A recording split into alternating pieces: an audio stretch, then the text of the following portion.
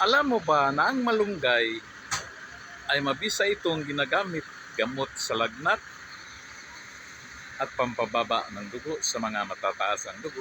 Ito yung pampababa natin. At itong kapayas din, yung dahon, kinagat ka ng lamok,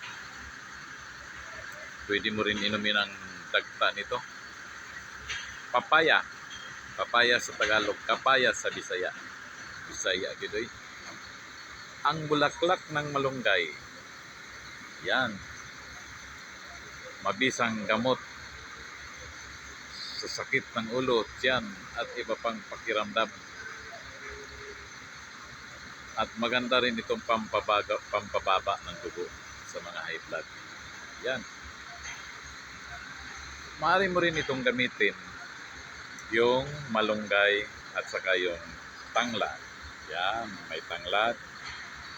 Pakuluan lamang ang dahon ng tanglad at saka ito yung dahon ng malunggay o bunga. Itong bunga niya, maganda rin ang bunga at pati na rin ang bulaklak, guys. Yan, ito may bulaklak oh. Magandang, pwede rin ano sa gulayan, gulay o isda. Pero mas maganda pag isulit mo yan, malunggay.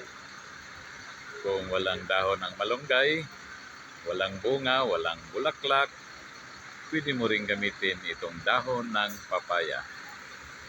Pigain mo lang ito, lagyan ng isang baso, at saka inumin. Titiisin mo lang ang pait kasi ang pait ay nagbibigay ng lunas sa masamang pakiramdam. Masakit ang ulo, hindi makatulog, mainit ang ulo, yan, dahon ng papaya, nakagat ng lamok,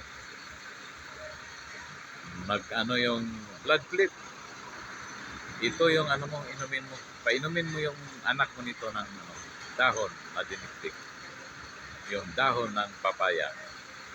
Yan. At saka sa mga matatanda, itong bunga, maganda itong bunga. Oh. Pwedeng gulayin, pwedeng pakuluan. Yan. Isama mo na rin yung tanglad natin. Yan. So guys, yung mga walang pambili ng gamot, nahihirapan kasi walang pera, huwag na kayong magtiis. Iinom na lang kayo ng dahon ng malunggay. Kung walang dahon, pwede bunga. Kung walang bunga, pwede bulaklak. Kung walang malunggay, pwede dahon ng papaya.